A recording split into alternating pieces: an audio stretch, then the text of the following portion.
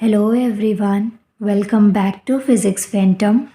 आज मैं आपको फ़िज़िक्स के प्रीवियस ईयर के आगे के क्वेश्चंस करवाऊंगी। अगर आप इस चैनल पे नए हैं तो इससे पहले वाले पार्ट में मैंने क्वेश्चन करवाए थे आपको। 10 क्वेश्चंस तक मैं ऑलरेडी अपलोड कर चुकी हूँ। गाइज़, ये जो क्वेश्चंस हैं ये दिल्ली पुलिस, एसएससी और रेलवे, ऐसे जो आपके कॉम्पिटिटिव जॉब के जो एग्ज़ाम्स हुए हैं ना, उन्हीं से मैंने इनको सेलेक्ट किया है। फ़िज़िक्स वाले पोर्शन के जो भी क्वेश्चंस आपके प्रीवियस ईयर में आए हुए हैं, 10 क्वेश्चंस मैंने करवा दिए थे। और उसमें जो क्वेश्चन नंबर 9 और क्वेश्चन नंबर 10 था, उसका आंसर मैंने आपको होमवर्क के लिए दिया था कि आपको क्या इसके आंसर क्या लग रहे हैं, उसको आपको कमेंट करना था। आज हम क्वेश्चन नंबर 9 से ही स्टार्ट करेंगे, क्योंकि 9 और क्वेश्चन नंबर 10 का आंसर मैंने उस वीडियो में नहीं बताया था। यहाँ पे देखिए, क्वेश्चन नंबर 9 क्या कहता है। A straight object placed in front of an convex mirror will reflect always. मैंने हिंदी और इंग्लिश दोनों लैंग्वेजेस में क्वेश्चन लिख दिए हैं, जिससे कि आपको लैंग्वेज के कोई दिक्कत नहीं आए। क्वेश्चन है हमारे पास में, एक उत्तल दर्पण के सामने रखी एक सीधी वस्तु का प्रतिबिंब हमेशा कैसा होगा। इस क्वेश्चन का आंसर है बी, वर्चुअल, स्ट्रेट और स्मॉलर देन ऑब्जेक्ट। मतलब कि जो ऑब्जेक्ट है उससे छोटी इमेज बनेगी, और सीधी और वर्चुअल का मतलब होता है काल्पनिक। एक होता है हमारे पास में रियल इमेज और एक होती है हमारी वर्चुअल इमेज।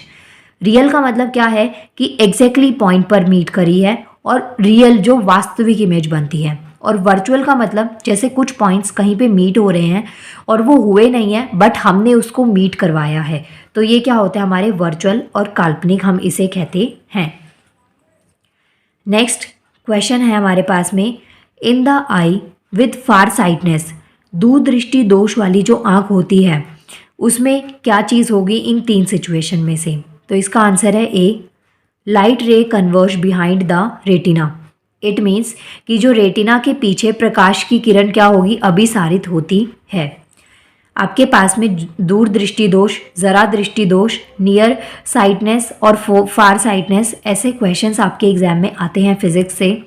इवन आइज़ के जो डिफेक्ट होते हैं वो भी आपसे अलग से पूछे जाते हैं। मैंने इसके ऊपर, आइज़ के जो डिफेक्ट्स होते हैं इसके ऊपर मैंने एक अलग से वीडियो बनाई हुई है, जो आप चैनल की प्लेलिस्ट में देख सकते हैं। वहाँ पे मैंने आपको बहुत सारे कंसेप्ट बेस्ड क्वेश्चंस भी करवाए हैं, जो आपके लिए काफ़ी ज़्यादा बेनिफिशियल होगी अगर आप जॉब की प्रिपरेशन करते हैं तो। Next question number 11 is, myopia consist of. Myopia में क्या होता है। इसका आंसर है B, the distance object does not appear. दूर की जो वस्तु होती है वो दिखाई नहीं पड़ती है, ऐसे दोष को हम मायोपिया कहते हैं। इसके अलावा होता है हमारा हाइपरमेट्रोपिया। उसके अंदर क्या होता है, जब आपको पास की वस्तु ठीक से दिखाई नहीं देती है। नेक्स्ट हमारा क्वेश्चन है question number 12, the minimum length of the mirror required for a person 1.5 metre long to see his entire image would be. Question को समझिए, एक पर्सन है और उस पर्सन की जो हाइट है ना वो दे रखी है 1.5 मीटर। क्वेश्चन ये कहता है कि इतनी हाइट वाले एक पर्सन को, एक व्यक्ति को कितने बड़े मिरर की ज़रूरत होगी कि उसे अपनी पूरी जो इमेज है, मतलब सर से लेके टॉप से लेके बॉटम तक का पूरा पोर्शन उस मिरर में दिखाई दे जाए। हिंदी में भी मैं क्वेश्चन रीड कर देती हूँ। 1.5 मीटर लंबे व्यक्ति को अपने संपूर्ण प्रतिबिंब देखने के लिए आवश्यक दर्पण की न्यूनतम लंबाई क्या होगी। तो इसका आंसर है हमारा 0.75 मीटर। नेक्स्ट क्वेश्चन है हमारे पास में question number 13, when the temperature of a medium increases the velocity of the light in that medium. मतलब कि एक कोई माध्यम आपको दे रखा है और उसका जो टेम्परेचर है, तापमान, उसको बढ़ा दिया जाता है। तो क्वेश्चन ये कह रहा है कि उस मीडियम में जो वेलोसिटी है लाइट की वो क्या होगी। मतलब कि जब किसी माध्यम का ताप बढ़ता है तो उस माध्यम में प्रकाश को वेग जो है, या जो प्रकाश का वेग है, उस पर क्या फ़र्क पड़ेगा।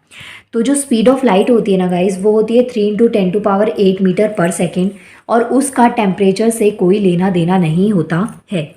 इसका आंसर है आपका रिमेन्स अनचेंज्ड, अपरिवर्तित रहता है। नेक्स्ट क्वेश्चन है हमारे पास में, the reason for becoming mirage is. जो मृग तृष्णा बनती है वो बनने का क्या कारण होता है। हो सकता है आपको ये वर्ड समझ में ना आया हो, इसलिए मैं इसका एग्जाम्पल दे देती हूँ।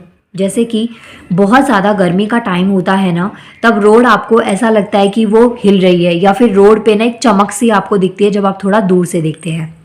या फिर जो रेगिस्तान की मिट्टी होती है, काफ़ी दूर से देखने पे और बहुत ज़्यादा गर्मी होती है, तो उस टाइम आपको ऐसा लगता है कि उस मिट्टी में से फ्यूम्स निकल रही हैं, या उस मिट्टी पे आपको एक चमक दिखाई देती है, तो उस चीज़ को हम मिराज कहते हैं। क्वेश्चन है कि जो मिराज होता है उसका रीज़न क्या होता है? तो आंसर है हमारा इसका टोटल इंटरनल रिफ्लेक्शन। पूर्ण आंतरिक परावर्तन की वजह से जो मिराज है वो बनता है। Next question number 15 is the image formed on the retina of the eye. आँख की रेटिना पर बना बिंब कैसा होता है? आंसर होगा रियल और इन्वर्टेड।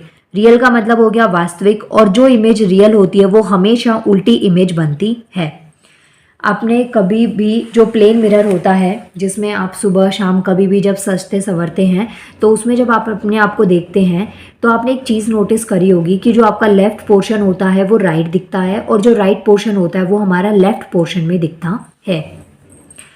अब देखिए क्वेश्चन नंबर 16 क्या है? Which of the following camera part is similar to the retina of the human eye. जो रेटिना होती है ह्यूमन आई की, उससे कैमरे का कौन सा पार्ट मैच करता है? निम्न में से कैमरे का कौन सा भाग मनुष्य की आंख के रेटिना के समान होता है? सो इसका आंसर है हमारा फिल्म। नेक्स्ट क्वेश्चन है which one is correct for the mirror. दर्पण के लिए आपको 4 पॉइंट्स दे रखे हैं और पूछा गया है कि ये चारों में से कौन सी जो इक्वेशन है या कौन सा जो रिलेशन है वो दर्पण मिरर के लिए ठीक है। सो इसका आंसर है 1/f is equal to 1/u plus 1/v।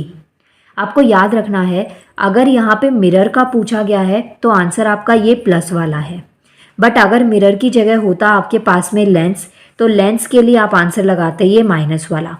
आपके क्वेश्चन में लेंस भी हो सकता है, यहाँ पे मिरर भी हो सकता है, तो ऑप्शंस का याद रखिएगा। प्लस वाला फॉर्मूला होगा तो मिरर लिखेंगे, और माइनस वाला है तो आपका लेंस का फॉर्मूला होता है। Next question number 18 is the minimum distance of clear vision of the normal I. Question का मतलब ये है कि जब आप अपनी आंखों से कोई चीज़ देखते हैं तो एक मिनिमम डिस्टेंस होता है। मीन्स कि आपको अपने फ़ोन, बुक या कुछ भी आप जब देखने की ट्राई करते हैं, इवन आपका हाथ भी जब आप देखने का कोशिश करेंगे, तो उस टाइम पे एक मिनिमम डिस्टेंस पे हमें रखना पड़ता है। बिल्कुल आंखों से सटा के भी आपको कोई चीज़ विजिबल ठीक तरीके से नहीं होती है। तो इसमें क्वेश्चन में यही बोला गया है कि निम्न में से किस यंत्र में यांत्रिक ऊर्जा, मैंने क्वेश्चन गलत पढ़ दिया, यहाँ सामान्य आंख के लिए सुस्पष्ट दृष्टि की न्यूनतम दूरी क्या होती है? सो इसका आंसर है हमारा 25 सेंटीमीटर। नेक्स्ट क्वेश्चन नंबर 19 है in which of the following devices mechanical energy is converted into electrical energy. यहाँ पे आपको 4 डिवाइसेस दे रखे हैं और क्वेश्चन में ये पूछा गया है कि इन चारों डिवाइसेस में से किस डिवाइस में जो मैकेनिकल एनर्जी है, मतलब कि जो विद्युत ऊर्जा है, वो यांत्रिक ऊर्जा में कन्वर्ट होती है। जो मैकेनिकल एनर्जी है, यांत्रिक ऊर्जा किस में, विद्युत ऊर्जा में कन्वर्ट होती है। निम्न में से किस यंत्र में यांत्रिक मतलब कि mechanical energy is converted to electrical energy, means की विद्युत ऊर्जा में परिवर्तित होती है। सो इसका आंसर है जनरेटर। कई जगह ये एग्जाम में क्वेश्चन में जनरेटर के अलावा आपको डायनामो भी दे रखा होता है, तो आप याद रखिएगा जनरेटर या डायनामो इसका आंसर है। नेक्स्ट हमारा क्वेश्चन नंबर 20। इस वीडियो का ये लास्ट क्वेश्चन है। इन टोटल ये 50 क्वेश्चंस हैं जिसको मैंने 10 के पार्ट्स में डिवाइड किया गया है। इसका फर्स्ट पार्ट जो 10 क्वेश्चंस थे वो मैं ऑलरेडी अपलोड कर चुकी हूँ। ये इसका सेकेंड पार्ट है विद 10 क्वेश्चंस। नेक्स्ट हम 10 क्वेश्चंस के साथ में इसका थर्ड पार्ट करेंगे। सो क्वेश्चन नंबर 20 देखिए, अ diode is a device that allows a current.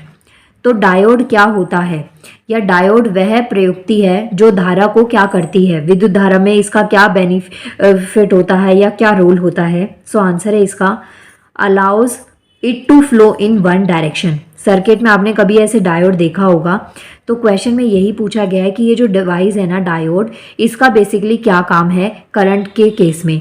तो ये क्या काम करता है, allow it to flow in one direction, current को एक दिशा में प्रवाहित होने के लिए डायोड एक इम्पॉर्टेंट डिवाइस है।